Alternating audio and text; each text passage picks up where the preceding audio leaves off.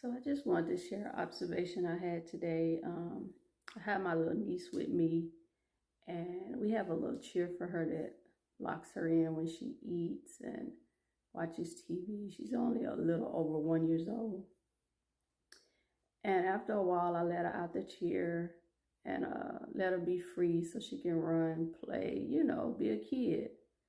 She does that for a little bit, and then she goes back and she sits back in her chair on her own, and she locks herself back in the chair. Um, and I'm watching her the whole time, and she's like persistent, and she sits in that chair. She doesn't move until she locks that top back on and locks her in.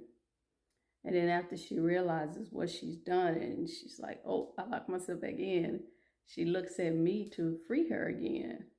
And I'm thinking, well, if I let you free, I just let you free, and then you went back on your own and locked yourself back in. Are you gonna get out and then go back again and lock yourself back in?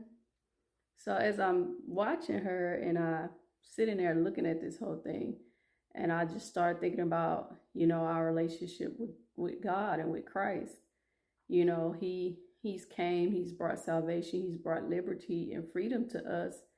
And he tells us, he gives us commandments, and he shows us how to live free in him and live in victory, and so that we don't have to be in bondage.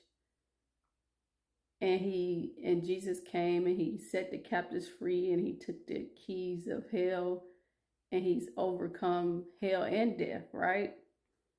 But we, by our own merit, we go back into bondage even after freedom through sin. And then once we get back into bondage and locks and chains, and then we look to Christ again to free us. And then I was just thinking to myself, like, if Christ frees us, will we go back again and do it again? How many times does he need to free us? Or will we choose to stay free? So there's just some thoughts I wanted to put out there. Just was what was on my mind as I was watching my little niece put herself back and lock herself back in that chair.